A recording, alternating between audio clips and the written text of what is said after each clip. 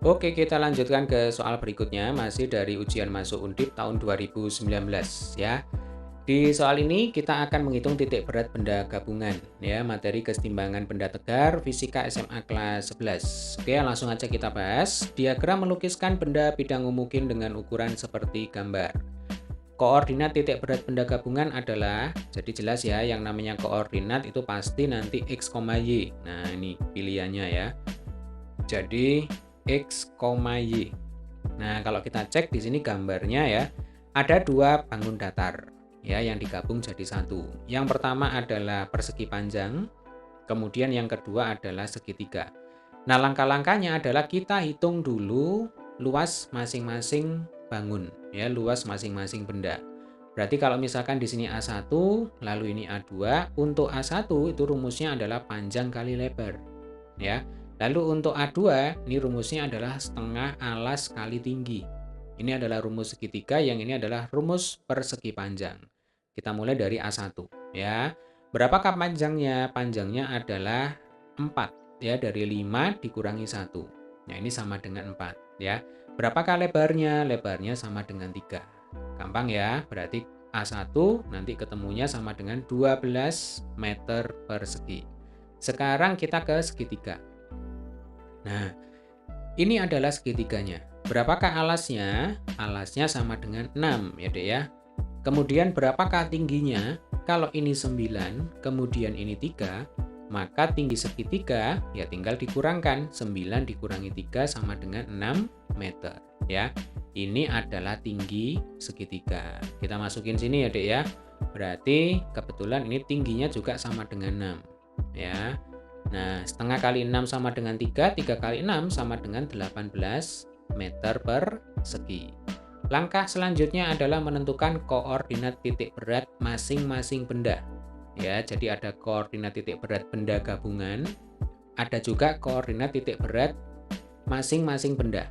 Ya, kita mulai dari benda yang pertama.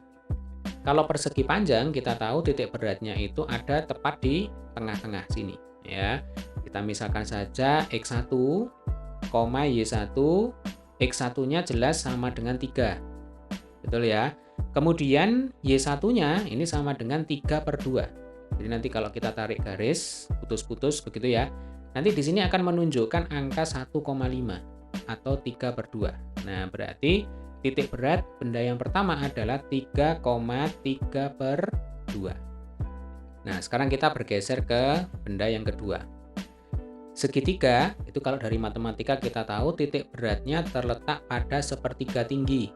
Jadi kalau ini tinggi segitiga, maka kira-kira titik berat dari segitiga itu ada di sini. Ya, ada di sepertiga tinggi. Jadi kalau tingginya 6 meter, maka titik berat segitiga ya, kalau diukur terhadap alas, nah ini sama dengan 2 meter. Ya, sepertiga kali 6. Sehingga nanti kalau kita tarik garis putus-putus ke samping ya, ini akan menunjukkan angka 5 ya. Jadi 3 ditambah 2 sama dengan 5. Sehingga titik berat benda yang kedua adalah di sini saya misalkan X2, Y2 ya. Nah, ini akan sama dengan X2-nya jelas sama dengan 3. Kemudian Y2-nya tadi sudah kita hitung ketemunya 5. Nah, langkah selanjutnya adalah kita hitung X dan Y. Dari sini kita tahu kalau X1 itu sama dengan X2 sama dengan 3 ya. Nah, karena X1 sama dengan X2 sama dengan 3 ya, maka langsung saja X pasti sama dengan 3. Kita cek opsinya ya. Di sini X-nya semuanya 3, yang beda Y-nya ya.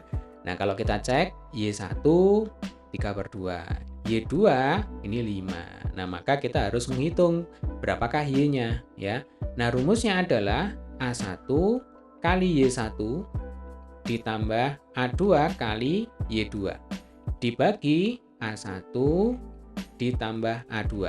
Jadi kalau ada dua benda yang digabung, rumusnya seperti ini. Bagaimana nanti kalau ada soal lain, ada 3 benda yang digabung, ya tinggal ditambah. Misalkan ada 3. Berarti yang atas ya ditambah A3 kali Y3.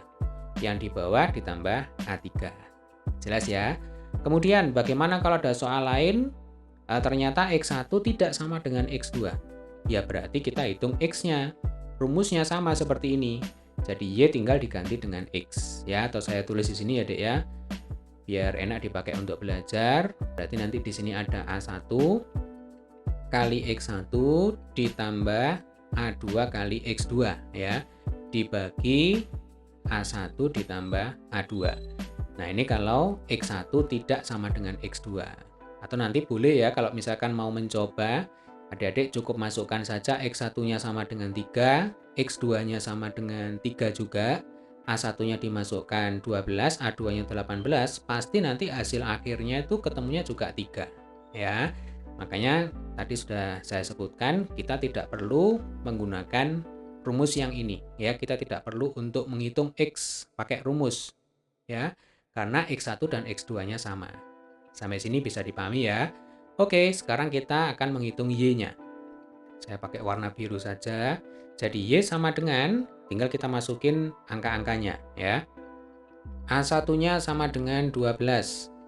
Kemudian Y1-nya sama dengan 3/2 ya. Ini 3/2 ditambah A2-nya 18, lalu Y2-nya sama dengan 5.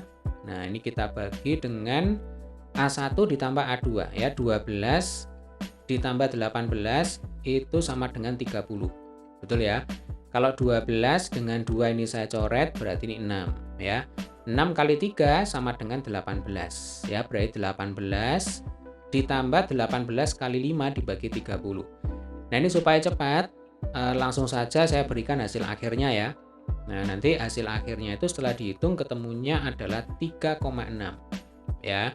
Sehingga nanti kalau ditanya berapakah koordinat titik berat benda gabungan, itu jawabannya adalah 3,3,6 ya. Jadi 3 titik koma 3,6. Kalau angka nanti bisa diganti-ganti ya. Yang jelas kalian memahami tahapan untuk menghitung koordinat titik berat benda gabungan. Ya, kita hitung dulu luas masing-masing benda, lalu kita tentukan koordinat titik berat masing-masing benda, kemudian kita masukkan ke rumus X dan Y. Ya, kalau X-nya sama atau Y-nya sama, berarti tidak perlu pakai rumus. Ya, jadi rumus ini hanya digunakan ketika X1 beda dengan X2 dan Y1 beda dengan Y2. Ya, berarti nanti jawabannya adalah yang B. Oke, demikian tadi adalah pembahasan soal kita kali ini berkaitan dengan materi kesetimbangan benda tegar ya, yaitu menghitung titik berat benda gabungan. Sampai ketemu di video pembahasan soal selanjutnya.